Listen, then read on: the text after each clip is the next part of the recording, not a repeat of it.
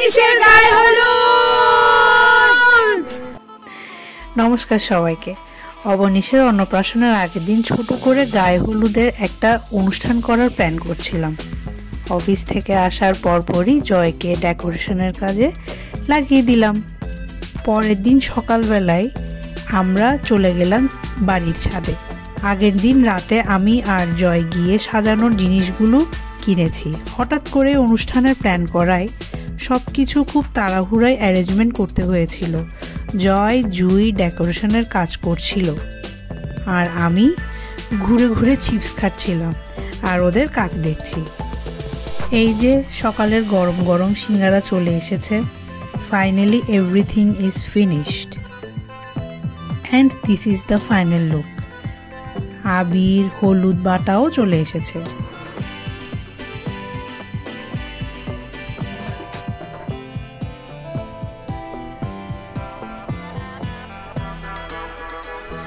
অবনীশও চলে এসেছে, আমি ওকে রেডি করে দিচ্ছিলাম।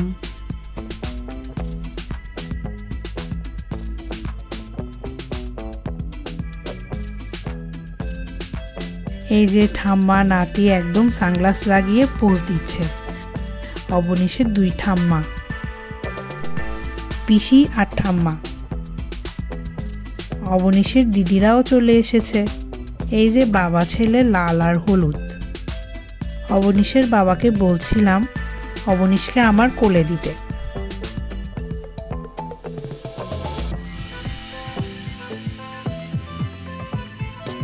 অবনীশের পিসি, ভাই বোন, জেঠিমা, জেঠু সবাই চলে এসেছে। এদিকে আমি আমার ছোট বোন আমার দেবরকে বলছিলাম আমাদের ছবি তুলে দিতে।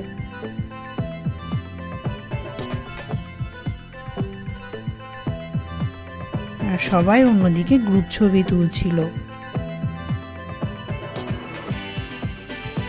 অবনীশের দাদা আর দিদি অবনীশের থেকে মাত্র কয়েক মাসের বড়।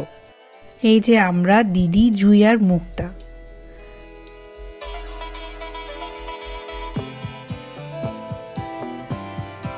এই যে ওরা ভাই বোন সবাই একসাথে।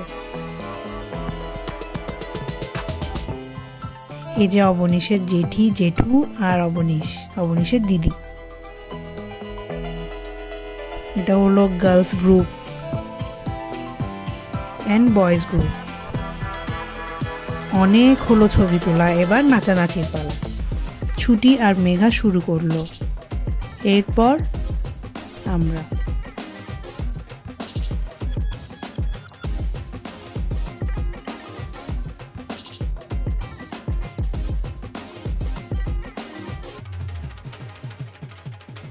এদিকে জয় তার আদরের শালিকার সাথে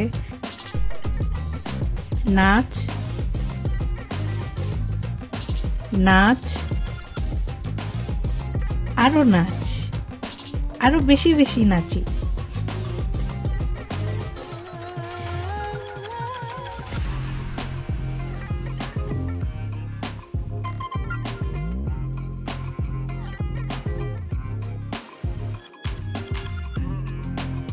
আমার ইচ্ছা ছিল জয়ের সাথে ঠিক এভাবে নাচা।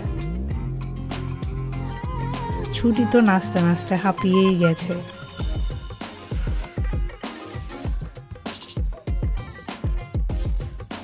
অবনীশ তার বড় পিসির সাথে। এই বাবা ছেলের একটু দুষ্টুমি, পিচ্চি বাচ্চা সব একসাথে। এবার স্নানের জন্য সব রেডি করছিল আমার শাশুড়ি।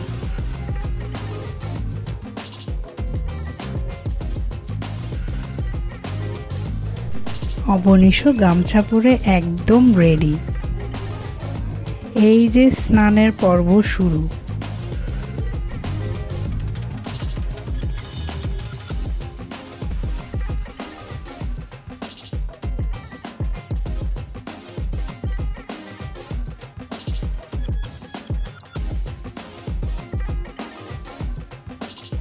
সবাই অবনীশকে হলুদ লাগিয়ে দিচ্ছিল। অবনীশের সেই কি কান্না।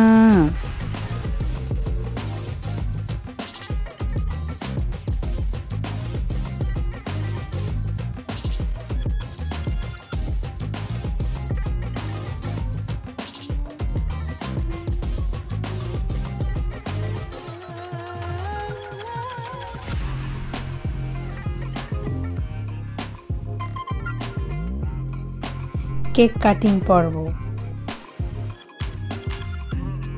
অবনীশকে ড্রেস চেঞ্জ করে আনা হলো। অবনীশ একদম চুপচাপ, বাকিরা সবাই খুশি। শীতের মধ্যে স্নান করিয়ে দিলে একটু তো অভিমান হবেই।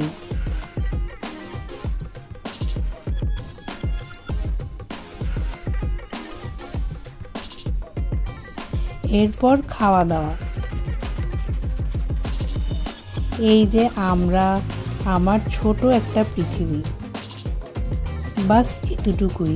অবনীশের হালদি সেরেমনি কেমন হয়েছে কমেন্টে জানাবেন। সবাই ভালো থাকবেন, অবনীশের জন্য আশীর্বাদ করবেন।